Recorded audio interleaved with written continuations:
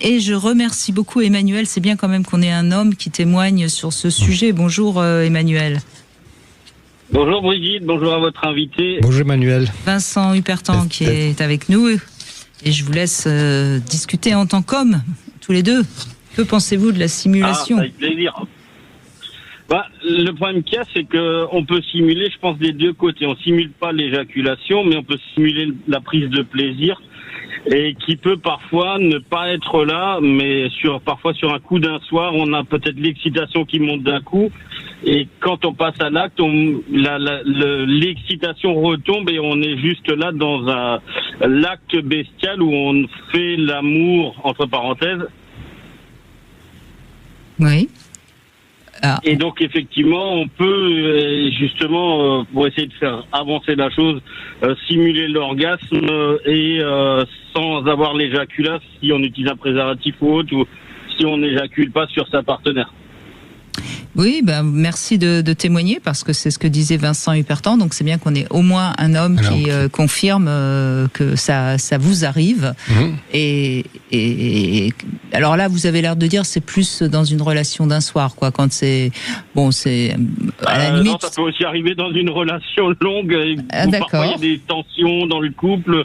Il y a des moments où on a juste l'envie de l'acte sans forcément arriver à l'éjaculation ou à l'orgasme de l'autre partenaire. Parfois, il y a juste le contact physique, cet instant de bestialité, d'échange, et puis pas forcément jusqu'à l'éjaculat.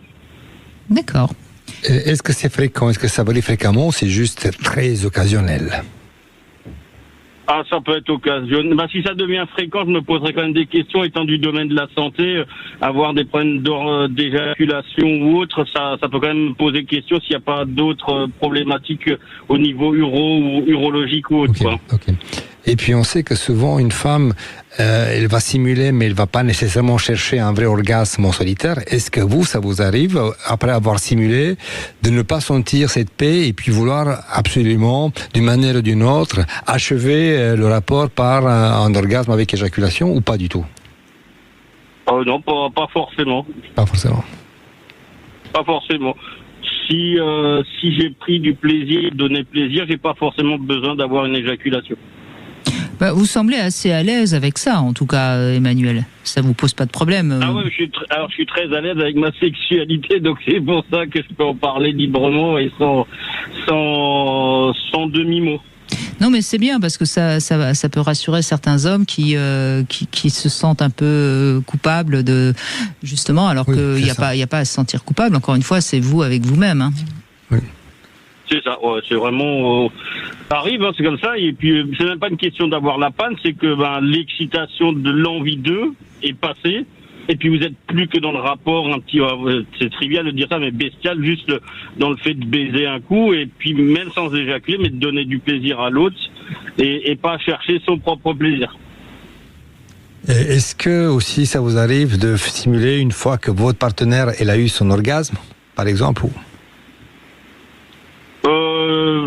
Ça m'est arrivé, mais je lui dis, t'as pris ton pied, moi ça vient pas, parce que déjà de base je suis assez long à venir, donc ma partenaire peut venir plus rapidement que moi, et je suis pas frustré de pas avoir joui. Voilà. Mais est-ce qu'elle peut se sentir frustrée?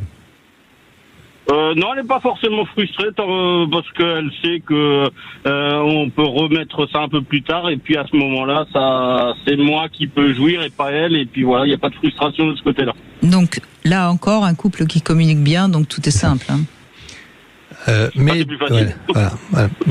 de manière générale, vous êtes quelqu'un qui, avec ce qu'on appelle un éjaculateur tardif, à savoir, c'est que vous mettez toujours un certain temps pour avoir une éjaculation, ou ça peut être aussi bien 5 minutes qu'une demi-heure? C'est très variable. Franchement, ça peut être le quickie où ça va arriver très vite, comme ça peut être la soirée langoureuse où on prend son temps, les préliminaires, où ça peut prendre plus d'1 heure et demie. Ok. Donc oui, vous êtes vraiment dans le contrôle total. Vous êtes à l'aise avec vous, avec votre corps, avec votre sexualité, avec les sensations, le contrôle. C'est ça.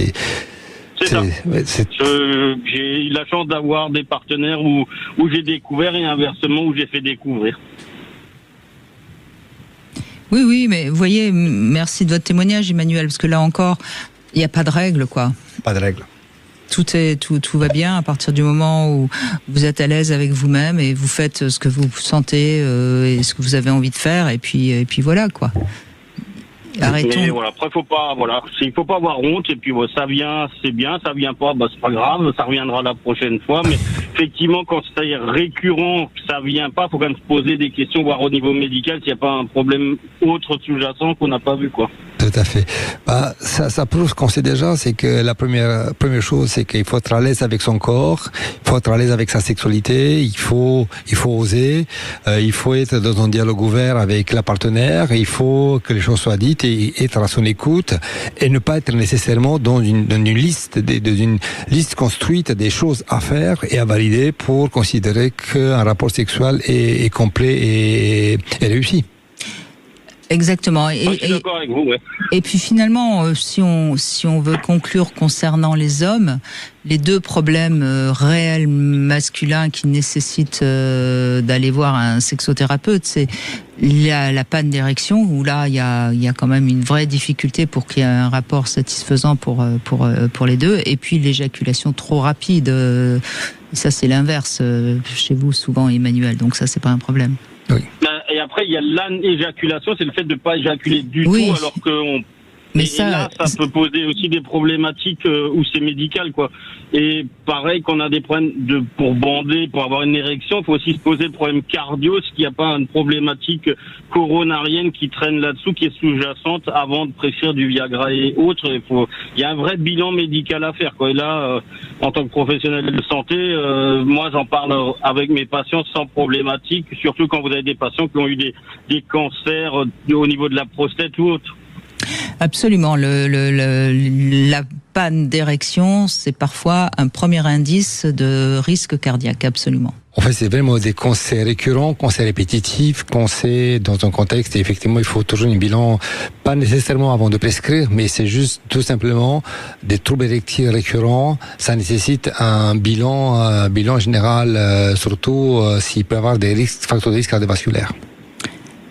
Eh bien, merci Emmanuel de ce petit témoignage qui va bien dédramatiser tous les hommes qui nous écoutent. On va conclure dans un instant et on va revenir évidemment avec une femme qui, à mon avis, simule aussi.